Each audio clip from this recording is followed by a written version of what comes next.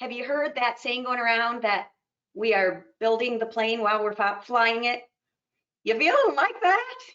Yeah, I get it. Well, you're doing a great job. Keep it up. You're doing a great job. All right. So in this video, what I want to really focus in on are some strategies that you can implement with what you're already doing. Now, for some of you, you're going to hear some things you're like, oh, I never thought about that. I didn't know about that. I'm going to do that. For others, you're doing something like it and you might hear a tweak. Okay. For some of the strategies, they're not applicable. Okay. You can't do them because of your device situation, because of your student's Wi-Fi situation, because of the grade level you teach, because of the lack of supplies you have. And so you guys, like all workshops and conferences, you got to filter what you hear with, okay, I got this, I can do that.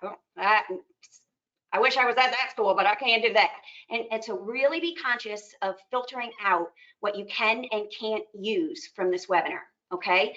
And be conscious that you and your particular school situation is, no matter what you think, vastly different than many other people. Some of us have been e-learning for years. And so this extended e-learning, this is nothing. Your kids are one-to-one, everybody's got technology, everybody's got Wi-Fi. Your school day looks pretty much the same as when you were in person. There are minor differences. Okay, now let's go to the opposite end of that spectrum, where some of us have the school's closed. I mean, we're not even doing paper packets. There was a 10, 20, 30-day waiver from the governor or somebody, and so they took it. And so these kids have nothing coming home, nothing being done. And the parent is the one saying, is there anything? Some of you are a parent, and as the teacher, or the teacher in you, as a parent, you're trying to find things for your kids. Okay, in between, we have some figuring out technology, trying things, it's getting a little better. We have people sending home paper packets, and just, we're all over the place. Okay, so filter, that's my point, filter.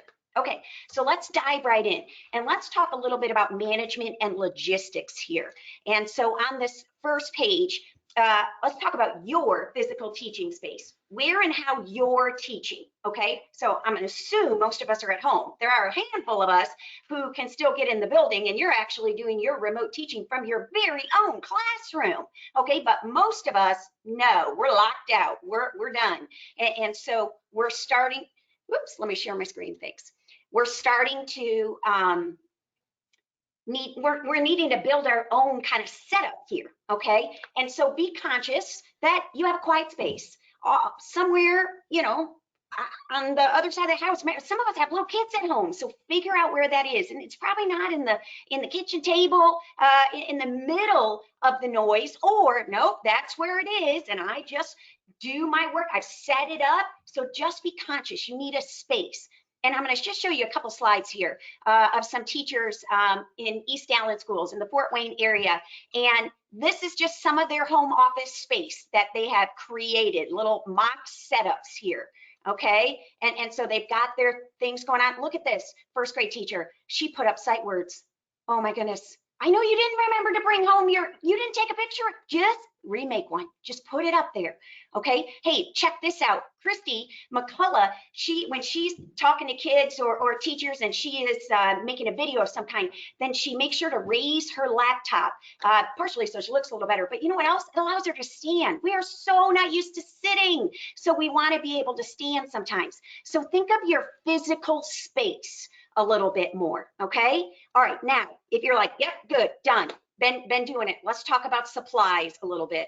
And I want you to kind of imagine that day that you found out we're done. And my guess is you acted a lot like that show Supermarket Sweep.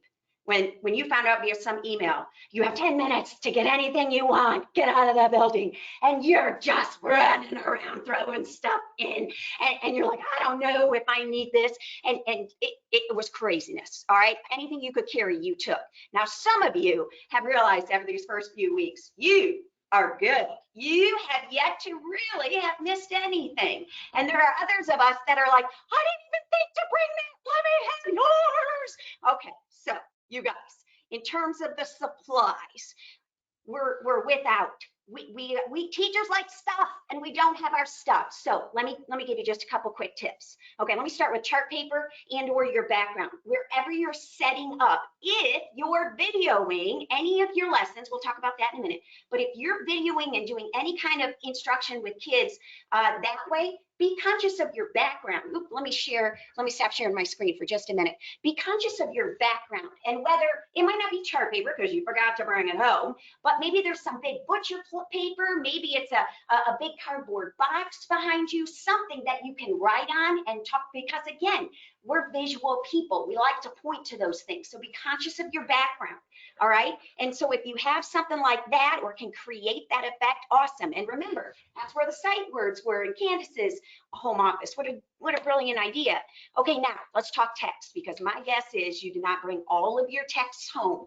All right, let's and so when in terms of your text that you have or online access to, when we're talking about that kind of text, once you figure out a text or two or three literature, 2 or 3 nonfiction, 2 or 3 science-based, social studies-based, article, whatever it is, once you have figured out 10, 12 texts that all your kids finally have in their possession, if it's hard copy, digitally, that's how we're finally getting it to them, then you guys employ the concept of mentor text. Really, we use mentor text in writing all the time. Why aren't we doing this in reading? You do not need to have a new text every time you teach a new reading skill. Use the same text.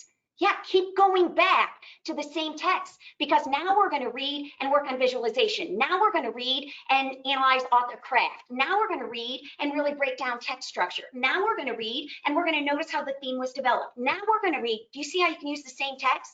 Not all texts have everything you need to teach, but here, this is best practice, you guys. We're in this situation, but it honors best practice, and that is when the skill is new, the text should be familiar. So keep using the same text and tell the kids, okay, we're going to use again, but this time we're going to read and notice these skills. I want to teach you how to think like this when you read this text. Oh yeah, we want to keep finding more text and giving them other experiences, but that's big. Honor the power, the advantage of mentor text with your readers. Okay, we do it with writing. Why are we not doing this with reading? You can, you should. Okay, so I'm going to share my screen and I'm going to drop down now to this idea of assignments. Okay, so we could talk a lot about this, and everybody's doing it a little differently, which is fine. We're in different situations. Okay, but here's just kind of the umbrella thought that I want you to have about these tasks, whatever the assignments are. Shorter tasks. It takes less time. Smaller tasks in terms of the magnitude, how much you're asking them, the amount of skills you're asking them to apply. Shorter, smaller, and fewer. Shorter, smaller, and fewer than if you were in your everyday classroom and this was a normal Thursday in your building. Because you think you're getting burnout. They're getting burnout. Their parents are getting burnt. You guys, this can be a long haul. You cannot keep treating the kinds of assignments we're giving them with the same mentality of traditional classroom. Well, this is what we were going to do, so we're going to do it. You know what? Even if you had all your technology and you were doing great lessons via video and app, I still would say this: shorter, fewer, smaller. Be conscious of that. All right.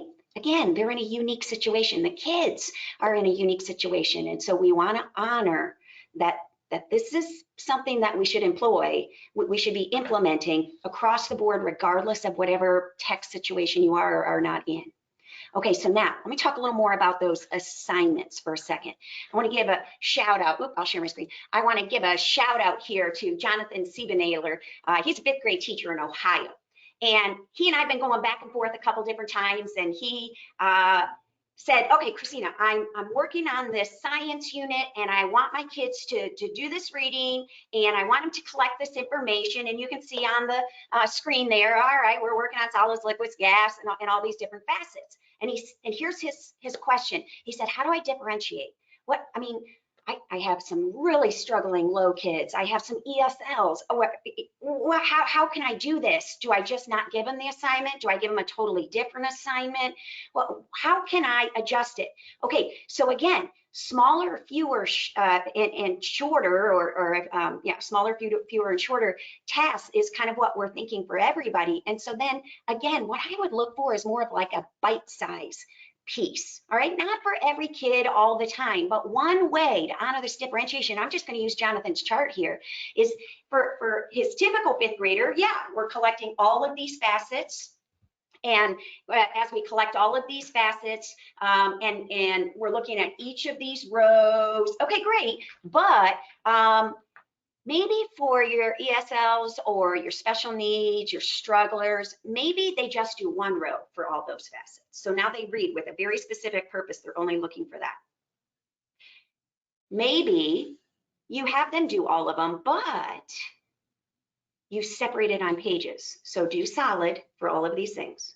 Okay, next page, next document, do liquid for all of these things. Because sometimes just that chart, there's a lot of boxes, getting everything in the right spot can be overwhelming. So yeah, I think we still want to be conscious of levels of differentiation for kids, okay? Another way to look at it is, no, I want them to know all four of these, solid, liquid, gas, boom, I want them to know all of those, but maybe not all the facets. So Jonathan was toying with, maybe I'll do all four of these, but only have them do these 2 columns or these 3 columns, as opposed to all 5 or 6. So we want to be conscious of differentiation in this method, okay, in this new situation we're all in.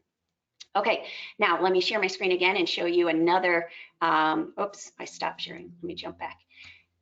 Let me talk a little bit about assignments in terms of turning them in. Okay, now again, we're all in different situations, but if you're looking for a way for kids to kind of play with turning in, submitting, and maybe Google Classroom is how you're doing it, or maybe you're having kids email things to you, I just want to let you know of a website called Shobi, and I learned about it from Rachel Riemenschneider, 4th grade teacher in East Allen, Fort Wayne area, and it allows her to organize all of her subject areas, okay, so she has them all organized, and she has all of her students there, and she knows when they turned in an assignment because there's an attachment right there. And so just this notion, then she opens it and she's like, oh, here's Kennedy's, and then boom, Kennedy just typed right into it. She did a Somebody Wanted But So Then on Helen Keller after she read, and so bam, it's right there. This idea of figuring out how kids can submit it to you, that's part of management and logistics. And so what you're doing right now might be working, great. But if you're like, yeah, I wish it wasn't always an email. I have 97 emails in my inbox. All right, well, maybe this is something to try, or maybe this is something to think about for the next time as we move toward e-learning in the future, possibly. Okay, so turning in assignments, mentor text, anchor charts, all of these things have kind of been a part of supplies and assignments and just kind of our setup in our classroom. Now, let's talk about community. Let's talk about this idea of how you're continuing to build or rebuild your community. And again, we're all in different tech situations. Obviously, live class meetings would be awesome. And I'm going to come back to this slide for a second, but just this idea, I'm just going to zoom in on this. This is from Rachel Riemenschneider again, and her whole 4th grade team worked together to kind of set up their agenda. Okay, so now look, this is 2 days, all right, March 23rd, 24th. This was just this week, all right? She has a live Zoom with her kiddos at 9 a.m. Now, it's not mandatory. She doesn't make all of the kids come, but as much as you are hungry for social contact, so are they. And so they're seeing each other and they're talking, and then she mutes them so we can get on with our class read aloud, and we can review some skills and identify our assignments. what I love is she's not just having a single Zoom meeting with her kids once a day. She's doing it 3 different times. Check this out. Morning meeting, all right? And so then, you know, what you'll need and all of this kind of thing. Then the kids start to work, okay? And she reviews the task that they're supposed to do. And if that looks familiar from the last webinar, she said, I taught it. I'm going to actually use that. Okay, but then as she was looking through or as she was planning the next thing, okay, here's what we're going to do, the next assignment. Okay, then at 1 o'clock, boom, live Zoom, virtual field trip. So we're using the websites. We're going to a virtual place for science, for social studies. So they have another Zoom. Again, it's not mandatory because remember, some kids are at daycare and they're not with a device. Their parents are still working. They're home alone. No one's there to check in on them. So just keep that in mind. It's not mandatory, but Rachel talks about how her kids are so excited for every one of these live Zooms because they get to see each other and we're rebuilding sense of community. But I love this agenda. She's keeping as much of a routine as possible. Oops. And then you can see at the very end of the slide here that at the end of the day, they have a check-in. Okay, so here's what we did today. Here's what tomorrow's going to be like. All right, everybody give each other a big wave. See ya. And the day is done. Now, I know we can't all do that. Don't email me and tell me we can't all do it. I know. But those of you doing one Zoom, what about the thought of 2? Hey, those of you at the secondary level doing a live Zoom for your course, your third period. What about a beginning of period Zoom and an end of period Zoom? Open it, close it. Yeah, check in. Just a thought. If you're not already doing it, it's just a thought, something to think about. Okay, as I go back, I just want to give a shout out to Cherish Rockford, I believe is her name. Second grade teacher at Southwick Elementary. And she is FaceTiming her kids. And she's just saying, hey, I'm thinking about you, because they don't have as much technology in their building. They don't have all this Wi-Fi for their kids. They're in a different part of the community. And so, but her kids are like, hey, I miss you. I love you. I'm being brave. I'm being strong. You know what? Social emotional learning has never meant more than it does right now, right? So it's just something to think about. Okay, now, if you can't do live using Google Hangouts, using YouTube, no problem. All right, can't do live. Now, again, some of us can, and you already are either using these or checking out these resources. But let's talk about recorded lessons, because this piece, I think we all could do and push it out, even when maybe it's not all one-to-one. The idea that Loom, Screencastify, or Soapbox, these 3 different websites all do the same thing, and they are all free. Either they're now free for teachers because of the coronavirus, or Soapbox was always free. But the idea here is that from nothing more than your computer, your built-in webcam, and your built-in microphone, you can record yourself delivering a message, delivering instruction, delivering a mini lesson, whatever it might be. And so this is Soapbox. If you've ever gotten an email from me and it was a video-based email, I just do it sitting right here. I do it right here. I do it because it's faster than typing. And so I click on Soapbox once I have, and you can just Google Soapbox video recorder. It'll come right up. It's free. And so I get myself centered within the screen, or I try to. I hit start recording. And what it's doing is recording your screen and yourself at the same time. And so whether you're talking for 5 minutes or 35 minutes, I've done some long videos, all right, that it records both screen and you can jump around the screen, you can go to the web, you can go to a document, you can go to Google Classroom, you can do anything. And so when you're done, you hit stop recording, and then here's what happens. Then the whole video comes up and you simply edit. Do you want it to be full screen on you, full face, let's say that, full face? Do you want it to be split screen, or do you want it full screen showing whatever is on your monitor? And so I want split, I want full, I want all me, and that's it. And so you just kind of watch your own video and you click done, and then you click the next, and just back, forth. Okay, now watch this. Oh, you think that's easy? Watch this. When you're totally done, then all you do is click copy URL, open up your email, your Google Classroom, your whatever it is, open that up and paste, because you just copied it. You're just going to click on this button and it automatically just captured it, it copied, and then you just paste, and bam, there it is, the hyperlink to the video. It's totally free, you guys. You can deliver instruction. If we can get videos to them, you can do this. Loom, Screencastify, Soapbox. A Soapbox is one I use because it's super easy, and I know how to use it, so that's what I'm doing. Okay, so I'm gonna just jump back up to that first page. I just want to mention one final thing. As we look at this whole kind of first page about management and logistics, look at how you're operating. Is it efficient? Are you pleased with it? Is there anything you could do a little differently? And if you're an administrator listening, if you're a guidance counselor listening, come on, teachers aren't the only ones doing videos now. Why can't the guidance counselor do some videos? The instructional coaches can do videos. Principals can do some videos. Remember, we all help build the community. Let's all try to maintain it together. Okay, so whether you do it live, whether you record it, either way, what I want to now zoom in on is how are you delivering this instruction?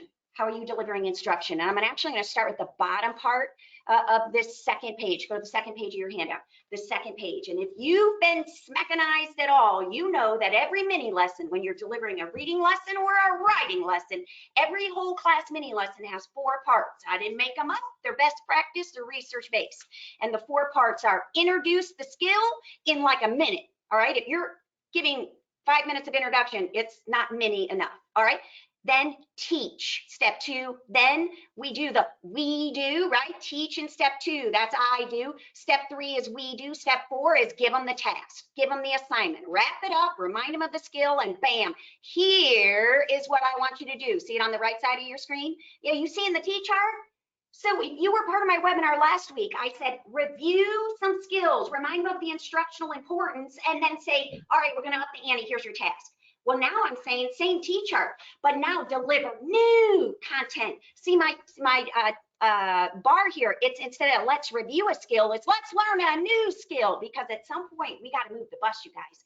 We got to keep presenting content to kids if at all possible, but we can't just keep assigning. We can't keep just telling kids, okay, now I want you to do this, and okay, now you're gonna, no. That's not teaching. Telling's not teaching, you guys. We have to teach. We can't ask them to do something you never taught me how to do. Okay, so let's talk about how does this mini lesson look in our new virtual classroom setup. All right, so I'm assuming you're doing some kind of recording, whether it's live or recorded, excuse me, some kind of video. Whether it's live or recorded, you're doing some kind of video. So I would, in front of my camera, say, all right, class, today's lesson is, or we're going to continue to work on the skill of, we started it yesterday, we're going to do another lesson on it today. This is what the skill means. Give me a quick definition. In 1 minute, here's what I want to teach you, okay? I want to teach you how to stay on topic, class. When we write, we stay on. Class, I want to teach you about main idea. This is what it is. Okay, so now I'm going to go right into step 2. Let me teach it to you. Now watch this. This is when, let me stop sharing my screen. This is when I absolutely would take great value in any visual aid I have behind me, because I'm going to build an anchor chart. Yeah, I did in class. That's what kids are used to. That's good teaching. All this talking, just audio learning. No. We got to anchor their learning on this skill. So I've got an anchor chart back here. And in step 2, I'm delivering my instruction. I'm telling them what it means. I'm telling them what to look for. I'm telling them how to do it. But step 2's not over till you do a think aloud, until you model the skill for them. You have to do it. I do. You watch and listen. I'll tell you right now, you guys. For many of us, we have thought for years, we've been doing an I do. We have thought for years that we're like, okay, so what can I add to this part? So what might I be thinking? And you think you're doing an I do, and then you turn around and call on kids. Anybody have an idea? That's not an I do, that's a we do. You answer your own question. Well, now you're forced to, because you've got no class sitting in front of you, right? Yeah, no. So when I say do and I do, I mean, all right, you determine the main idea of a text passage right in front of us from beginning to end. You read that short passage. You put together the details. You tell us how you're doing it, what you're looking at, how you're executing it. I see this, it makes me think this, and then I'm gonna do this because, and I'm wondering why, oh, but I don't know how. You're going to talk to yourself, all right? Don't make it look easy. Walk us through how you did it. You guys, I think we're going to get so much better at think alouds in this situation. We're going to truly start doing I do's. Okay, now, after the I do, we want to go into a we do, and this has got to look different, obviously. I think it's going to look different even if you're doing a live Zoom mini lesson, because you can't have all the kids hollering out. You got to keep those kids muted, right? Raise the blue hand on Zoom if you have a thought. But just this notion of the we do, I still want every student engaged. Remember Turn Talks? Every kid was thinking, every kid was trying. Even if they didn't have an answer, they talk. How can I recreate that? Okay, I'm sure there are other ways, but here's how I would suggest it. Okay, imagine these kids are alone, sitting, on the couch, wrapped in a blanket with bedhead because they just woke up and they're watching your video. Okay, and so the idea is that you say, let's try the next one together. And so then you present whatever it is, sentence, paragraph, whether it's a reading skill or a writing skill. And so what you're going to do is say, okay, so I'll read it and then we'll try this together. I'm wondering, what kind of detail could we add here? Are you having any thoughts? Remember, we learned about this, and this. You having any thoughts what we could add? And one of these? That's what I was thinking. It's like all of a sudden they're going to be like, that's what I said. Does she see me through my camera? Did she do that? You give them wait time, pause, but then answer the question. You have to answer the question. Don't just pose the question and assume they got it. They need validation. So make sure you pose the question, you have wait time, and then you answer it. Were you thinking da da da da? That's what I was thinking. You might have been thinking this, maybe this. There might be some other options too. Give them, if there's leeway, there's leeway. Give them options. But I'm telling you what, you got to still do a we do, because remember how you end the lessons. Let me go back to my screen. How do you end a lesson? Oops, with step 4. We end the lesson with closure, meaning here's your task. Here's what I want you to do. Smaller, shorter, fewer amounts of tasks. That's what your task is, but we want them to experience the skill, try the skill. So we still have an I do, think aloud. A we do, this idea of rhetorical questions where you're kind of talking to them, wait time, and then answer it. And then the you do is the task, the assignment. We're still doing that piece. You guys, best practice is best practice. I don't care if you're doing it via screens or you're back in your traditional classroom setup. We've got to deliver instruction honoring best practice. Okay, now I want to just jump into two quick things. At the top of this slide, let me share I am sharing. At the top of this slide, I didn't talk about this idea of how to build background knowledge, but I want to just quickly mention, anybody who is trying to start new science content, new social studies content, or you're trying to build background knowledge for, let's say, a setting, an era, before you start the next novel or something in middle school. Okay, you guys, I want you to watch this video on our website. Just search this on our website, smekenseducation.com, and it's going to talk this idea about how kids should be building their own background knowledge. Isn't that what we do in the real world? When you don't know something, do you wait for your 3rd grade teacher to tell you? No, what do? Google it. Let's take advantage of this moment, you guys. They're so used to, when I don't know something, looking it up. Well, what if they don't know your academic topic? Have them look it up. Give them a task or two. Watch that video. I'll give you some ideas, okay? Give you some ideas. Not to mention secondary, you could really be working on advanced online searching. Have them stop typing in whole questions into the Google box. Right? Just keyword. Teach me how to do that. Make that the skill you teach me, and then bam, we're going to utilize it. Okay, you guys, we're gonna wrap this up. And as I wrap up this, I want to set the stage for, we're trying to help. As a company, we are thinking of every way we can help. Some of you are emailing regularly, and some of you are sharing not just, I need help, but success stories. I did this, it worked great, what would I do next? We're happy to help, all right? We truly are an email away. We're doing remote coaching. We can do things, but one of the things that we realize might be most helpful for you is if we would teach some of these lessons for you, like the 4-step rhythm on that second page. Just do it. Shoot, some of you have been saying that for years. Every time myself or one of my associates come, or you learn from a workshop online, you'll say something like, can you just come teach my reading every day at 10:15? We decided we can do that. We can help them that way. Yeah. We're building a whole library of videos. We're working hard, we're working fast, we're doing exactly what I just told you. We're working in a classroom setting, a virtual setting, we're sharing our screen, and we are talking directly to your students if you want us to. In the last week, our company's made a huge pivot. Every time I say the word pivot, I think of that Friends episode. You know what I'm talking about? Pivot, pivot, pivot. Our company's made a huge pivot. And our pivot has been to better support you, to take off a little of the burden for you. But in the process of putting all our energies in a new place, in building a library of ready-to-go mini lessons, we're putting the literacy retreat, we're taking it off the plate. So we're not doing our big annual summer conference in Shipshewana and French Lit. We're not doing that this summer so that we can put all of our energies into helping you now. You need help now. We want to help now. Well, what are you doing? All right, here's what we're doing. We are building, go to your third page. We are building a library of literacy lessons, K-12, truly K-12, okay? How do I know it's K-12?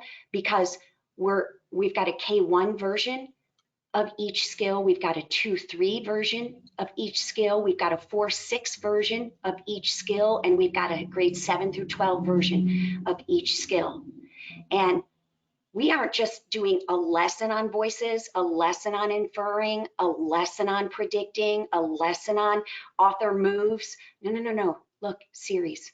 We're doing 4 or 5 days on that skill for K1, 4 or 5 days on that skill for grades 2, 3, 4, with the text, with the lesson, with the introduction, with the instruction, with the interaction, with the task. And we end every lesson with, here's the task that you would do if you were in Mrs. Smekens' class or Mrs. Longmire's class. Here's what you would do. And we actually give a task, and there's text. It's all inclusive. There's an anchor chart. Everything's there for you. But if you say, I like the idea, but I didn't like the task, we end every lesson with, if you're in my class, that's what we would do. But your teacher might have a better idea. So if you're like, I love the instruction, but I don't want them doing that, or they can't do that, they don't have that device, no problem. Replace the assignment, change the step 4, but we're moving the teaching forward. We got to keep teaching these kids, you guys. Okay, so where is it? Where is this? Okay, well, literally, we just did the pivot here in the last couple days. So you will find this. We'll email you. If you're on the webinar, you're going to get the email. All right. And we're building it right now. Now, we're not going to have all those lessons, breathe, people. We are not going to have all those lessons. We're working ourselves through that scaffold, that order. We are hoping to have some writing ones, but we're working through that list in the reading. Okay. And we're going to have each of those series on a website called Literacy Lessons. Okay, and we're going to have them there, and it will be the video. You can just forward it to your kids. Just have them watch it. Okay, if you're like, I like the idea, but I want to redo the video. I want to be their teacher. Okay, no problem. Watch the video, say exactly what I did, and bam, here are all the resources, including the anchor chart parts, including the text and hyperlinks, including that, so you can just steal it and go. You got, how much does this cost? Nothing, people, nothing. Why? Because you got a burden and we want to help. So no, totally free, totally free. So our goal is by Sunday, all right, so give us 3 more days, by Sunday, to have several different series up. We will not have them all. You guys, just like you're building the plane while you're flying it, we're building the plane while we're flying it. We're making these lessons as fast as we can. But as you know, it takes a long time to plan a lesson and then execute it. So it's going to be weeks, but we'll keep going. This is our 100% focus right now. This is what we're doing. We're not prepping for the literacy retreat. We are trying to give you lessons to just keep teaching. We'll send you the email Sunday night. I'm an email away. Christy McCullough's an email away. Shauna Lansdell's an email away. Courtney Gordon's an email away. Bridget Longmire, we're our whole team. We're all an email away. Please let us know how we can help you, because we want to be there for you so we can all continue building readers and writers. Thanks for joining us on the webinar, you guys.